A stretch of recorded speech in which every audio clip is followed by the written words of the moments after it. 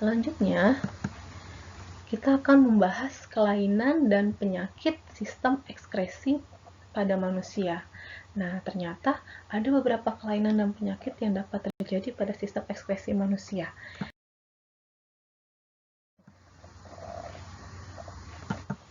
Nefritis. Ya, ini kita bisa lihat gambarnya. Ini adalah gambar penyakit dari nefritis. Apa sih penyakit nefritis itu? Ya, nefritis adalah penyakit rusaknya nefron, terutama pada bagian-bagian glomerulus ginjal. Nefritis dapat disebabkan oleh infeksi bakteri yang disebut dengan bakteri Streptococcus. Nah, nefritis ini akan mengakibatkan masuknya kembali asam urat dan urea ke pembuluh darah, uremia, serta adanya penimbunan air di kaki karena reabsorpsi air yang terganggu atau edema. Ya, ini adalah penjabaran dari penyakit nefritis. Selanjutnya, batu ginjal. Nah, ini gambar batu ginjal yang ada di dalam ginjal seseorang yang mengalami penyakit batu ginjal. Ya, batu ginjal adalah gangguan yang terjadi akibat terbentuknya endapan garam kalsium di dalam rongga ginjal atau pelvis renalis, atau bisa juga di saluran ginjal, atau bisa juga terjadi di kandung kemih. Nah, kandungan batu ginjal adalah kalsium oksalat, asam urat, dan kristal kalsium fosfat. Nah, endapan ini terbentuk jika seseorang terlalu banyak mengkonsumsi garam mineral dan kekurangan minum air, serta sering menahan kencing. Jadi, untuk menghindari batu ginjal, kita jangan terlalu banyak mengkonsumsi garam mineral. Jadi, secukupnya saja.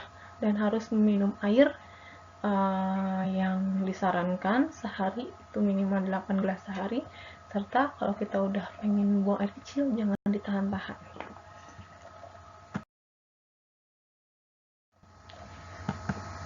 Penyakit yang ketiga adalah albuminuria. Apa yang dimaksud dengan penyakit albuminuria?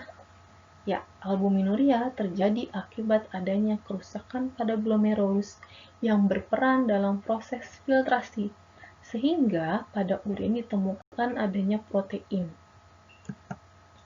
Albuminuria dapat terjadi akibat kurangnya asupan air ke dalam tubuh sehingga memperberat kerja ginjal.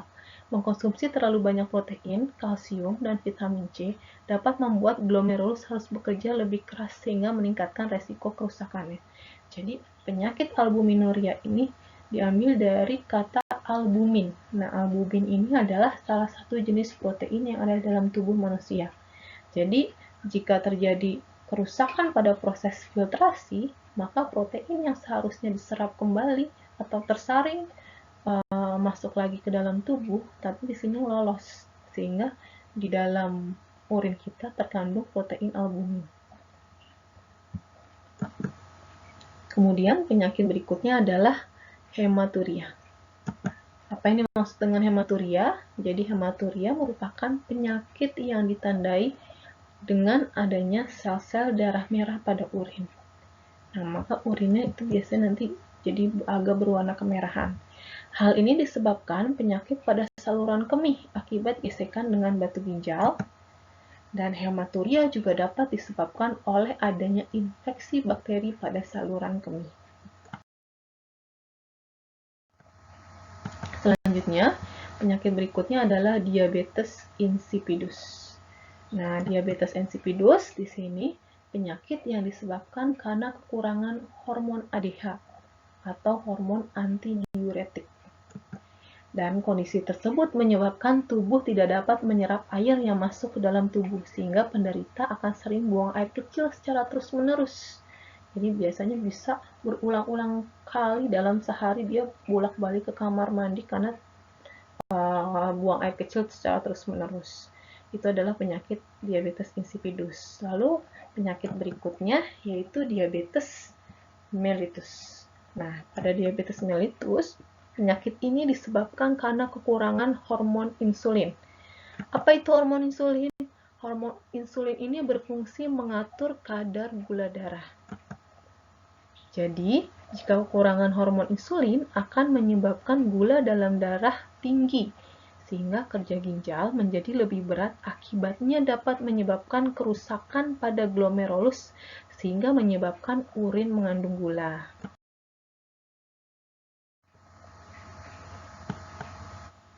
Nah, kemudian penyakit berikutnya yaitu jerawat. Nah, ini terjadi pada organ kulit.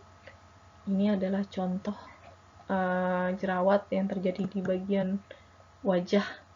Jerawat merupakan suatu kondisi kulit yang ditandai dengan terjadinya penyumbatan dan peradangan pada kelenjar minyak. Nah, ini biasanya terjadi pada masa-masa pubertas atau masa-masa remaja. Nah, jerawat dapat timbul karena kurangnya menjaga kebersihan kulit, sehingga terjadi penumpukan kotoran dan kulit mati. Selain itu, faktor hormonal yang merangsang kelenjar minyak pada kulit, penggunaan kosmetik yang berlebihan, dan mengandung minyak dapat berpotensi menyumbat pori-pori. Nah, konsumsi makanan berlemak secara berlebihan juga dapat menimbulkan jerawat. Nah, itu adalah beberapa faktor yang dapat menyebabkan jerawat di tubuh kita. Nah, jerawat pada umumnya dapat muncul pada bagian wajah, leher, atau punggung. Nah, selanjutnya yaitu biang keringat. Apa bedanya biang keringat dengan jerawat? Ya, ini kurang lebih gambar dari biang keringat. Biang keringat terjadi karena kelenjar keringat tersumbat oleh sel-sel kulit mati yang tidak dapat terbuang secara sempurna. Keringat yang terperangkap tersebut menyebabkan timbulnya bintik-bintik kemerahan yang disertai gatal. Nah, sel-sel kulit mati, debu, dan kosmetik juga dapat menyebabkan terjadinya biang keringat. Biasanya, anggota badan yang terkena biang keringat adalah di bagian leher, punggung, dan dada. Nah, itu adalah penjelasan mengenai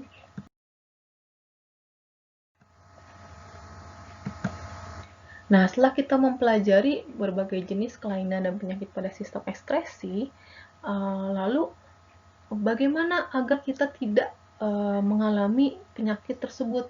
Nah, kita harus menjaga kesehatan tubuh kita. Jadi, apa saja sih upaya menjaga kesehatan sistem ekskresi manusia?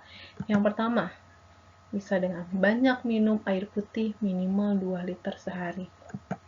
Lalu, tidak menunda untuk buang air kecil, mengatur pola makan yang seimbang, makanan yang bergizi ya, 4 sehat 5 sempurna, dan tentunya olahraga secara teratur. Itu adalah upaya menjaga kesehatan sistem ekskresi.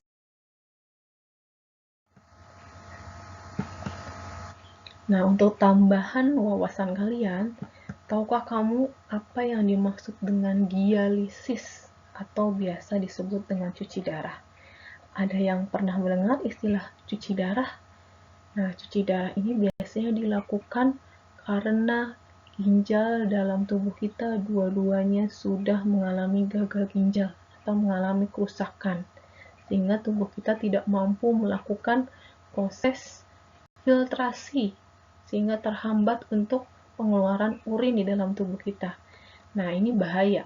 Jika tidak dilakukan cuci darah, maka tubuh kita akan dipenuhi oleh racun-racun yang seharusnya dikeluarkan, dia tidak bisa dikeluarkan, urinnya akan terus menumpuk di dalam tubuh kita.